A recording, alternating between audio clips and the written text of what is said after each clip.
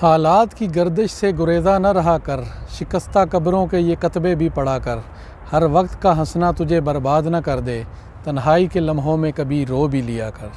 अस्सलाम वालेकुम व्यूअर्स, मैं हूं इफ्तिखार अहमद अपने YouTube channel technical video by Iftikhar के साथ। आज हम मौजूद हैं H11 कब्रिस्तान इस्लामाबाद में। आज हम आपको एक ऐसी कब्र दिखाएंगे जो मोहब्बत की एक पूरी दास्तान है, और उस कब्र के कतबे पर ताज महल का एक खूबसूरत मॉडल मोहब्बत की निशानी के तौर पर बनाया गया है। ये ताज महल क्यों बना, कैसे बना और इसके पीछे क्या कहानी है, तो आइए आपको वो दिखाते हैं, वो कब्र और वो ताज महल का मॉडल। लेकिन उससे पहले आपको पूरा कब्रिस्तान दिखाते हैं।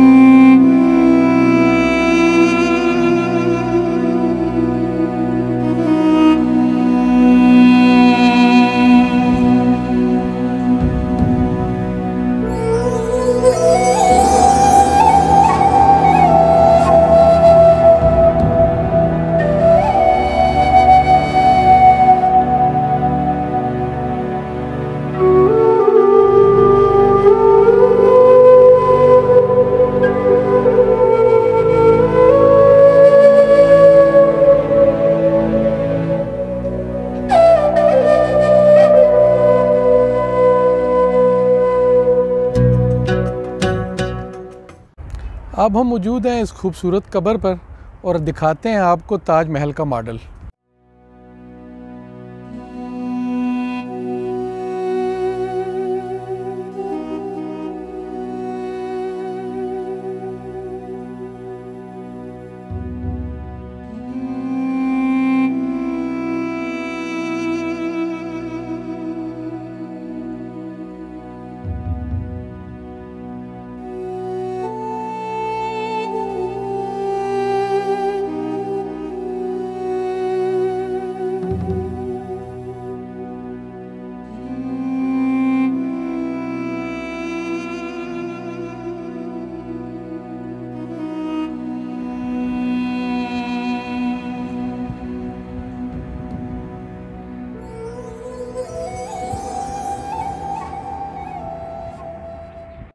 ये कब्र है मोहतरमा शाइस्ता जब्बार रानी साहिबा की, जो ज़ौजा थी मोहतरम जब्बार मिर्ज़ा साहिब की।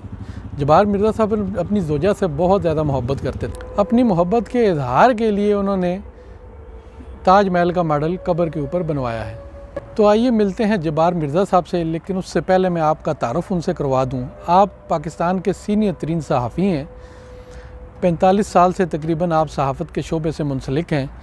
शायर भी हैं, अदीब भी हैं और तकरीबन 22 किताबों के मुसन्निफ़ भी हैं। तो आइए मिलते हैं जब्बार मिर्ज़ा साहब से। सबसे पहले आपका बहुत बहुत शुक्रिया कि आपने मुझे ऐसे आम शख्स को वक्त दिया। आपकी ज़रा नवाजी।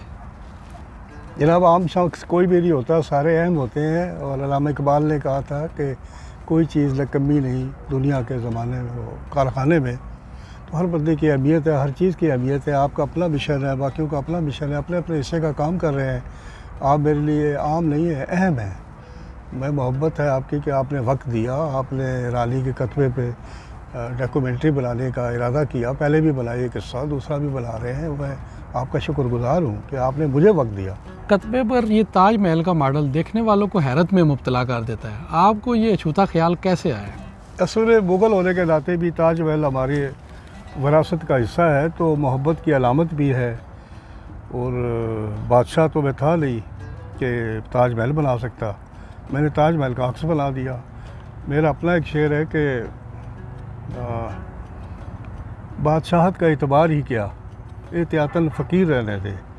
तो हमने फ़कीरी में अमीरी का तासुर दिया है। आपकी रानी मोहतरमा से 37 साल रफ़ाकत रही और मोहब्बत से भरपूर रही, लोग इसके बारे में जानना चाहते हैं। जी, 36 साल 9 महीने 11 दिन हमारी रफ़ाकत रही और बड़ी भरपूर रही, इसमें कोई शक नहीं। हम एक दूसरे को एहतराम देते रहे। इस सिलसिले में मैंने अपनी एक किताब जो टूट के बिखरा नहीं वो मैं हूँ।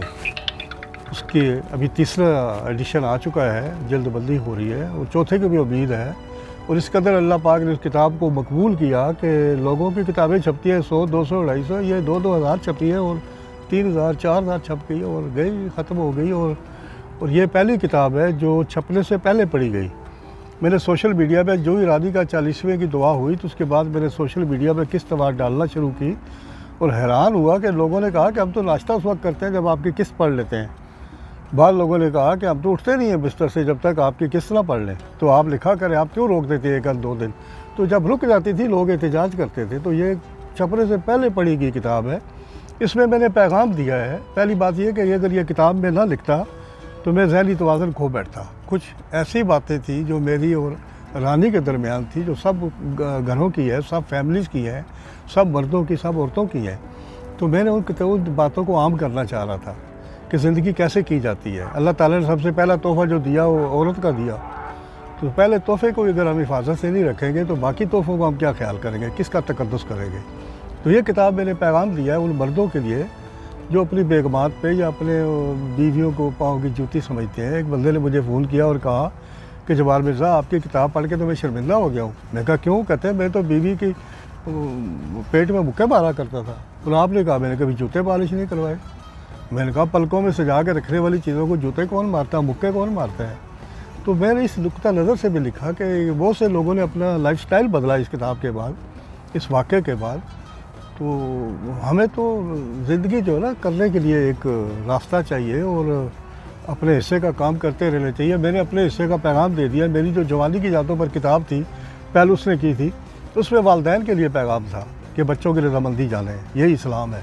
तो इसमें पैगाम मर्दों के लिए या फैमिली के लिए। और बहुत से लोगों ने कहा कि हमने अपना लाइफस्टाइल बदल लिया है। बाज़ों ने कहा हमने बीवियों के साथ नाश्ते शुरू कर दिए। बाज़ों ने कहा कि आपकी जो तजावीज़ है हमें महंगी पड़ती हैं, 4 सूट हम हफ्ते में नहीं दे सकते हम 2 सूट देते हैं। किसी ने कहा 1 पे हम तैयार हो गए हैं। तो ये एक पैगाम था ना, ये पैगाम देते रहना चाहिए। मर तो सबने जाना है जी, लेकिन बाद लोग मरने के बाद ज़िंदा रहते हैं। रानी उनमें से है जिस पे इतना लिखा गया, इतना बोला गया।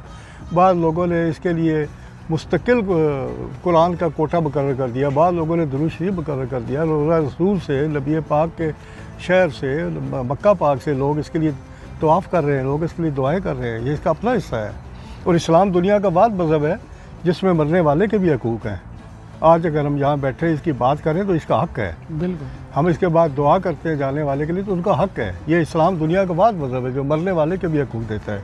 मैंने ये कतबा 1 साल बाद तब्दील किया, इसलिए किया कि अगर ये ज़िंदा होती, मेरे पास होती तो लाख सवा लाख रुपए के कपड़े तो पहन लेती। मैंने कतबा लगा दिया। मेरा आपसे एक आखिरी सवाल है कि नए शादीशुदा जोड़े जो लड़ते झगड़ते अपना वक्त ज़ाया कर देते हैं तो उनके लिए क्या कहना चाहेंगे आप? मैं कहूँगा मैं अपनी नौजवान नस्ल से बड़ा मुतमईन हूँ। ये जदीद दौर के लोग हैं, बल्कि हमारे उस्ताद हैं, ये हमने इनसे सीखा है। हम तख्ती स्लेट वाले लोग हैं, हमने इनसे कंप्यूटर सीखा, इनसे मोबाइल सीखा, इनसे बहुत सी चीज़ें सीखी हैं। मैं अपनी नौजवान नस्ल से मायूस तो नहीं हूँ, लेकिन ये कि उनके लिए बेहतर ये है कि अपनी ज़िंदगी को जन्नत बनाएं, जहन्नम से बचें और अखुवत और भाईचारे का एक दूसरे को पैगाम दें, एक दूसरे का एहतराम करना सीखें। जब हम एक दूसरे का एहतराम करना सीख लेंगे तो बहुत सी हमारी मुश्किलात ख़त्म हो जाएंगी। अब 6 अप्रैल जैसे हमारी शादी हुई थी तो उसके बाद रानी के विसाल के बाद तो 6 अप्रैल का तस्वर तो ख़त्म हो गया था हमारे नज़दीक। लेकिन हमने ये किया कि भी 6 अप्रैल अभी जो आने वाला है 6 अप्रैल है, हमने बेटे की शादी का तारीख़ मुकर्रर कर दी है ताकि वो दिन ज़िंदा रह जाए। अगर बेटा जब अपनी सालगिरह का ताली बजाएगा तो हम उसकी आड़ में रानी के नाम की ताली बजा लेंगे। हमने दिन को ख़त्म नहीं होने दिया। हमें एक दूसरे को बावर करवाते रहना चाहिए। अपनी तकरीबात, अपने हवाले, अपनी बाकी जो ज़िंदगी की आसाइशें हैं, जो ज़िम्मेदारियाँ हैं, उनको समझना चाहिए, उनको साथ लेके चलना चाहिए। आखिर में जनाब मैं आपसे वो शेर सुनना पसंद करूँगा जो शोर आफाक शेर है और हमें भी बहुत ज़्यादा पसंद है, तो आपकी ज़ुबान से मैं सुनना चाहता हूँ। ऐसे वो जो रानी के किताब के निस्बत से है, जो टूट के बिखरा नहीं वो मैं हूँ, वो मैं हूँ, जो ज़हन से उतरा नहीं वो तू है, वो तू है। लेकिन ये शेर जो है ना, ये रानी की ज़िंदगी में मैंने गज़ल कह दी थी उसके विसाल से चंद हफ्ते पहले, कि जिसका दूसरा शेर था कि तुझे माना है रब जिसने वो मैं हूँ, लेकिन वो जो दिखता नहीं वो तू है। और इसका एक तीसरा शेर था कि जो ज़ब्त है सदियों का वो मैं हूँ, जो आँख से छलका नहीं वो तू है। वमा अलैना इल्लल बलाग। ये थी हमारी आज की वीडियो। उम्मीद है आपको पसंद आई होगी। तो आपसे एक दरख्वास्त है कि मरने वालों को अपनी दुआओं में ज़रूर याद रखिए, लेकिन ज़िंदा लोगों की भी कदर कीजिए। बहुत बहुत शुक्रिया।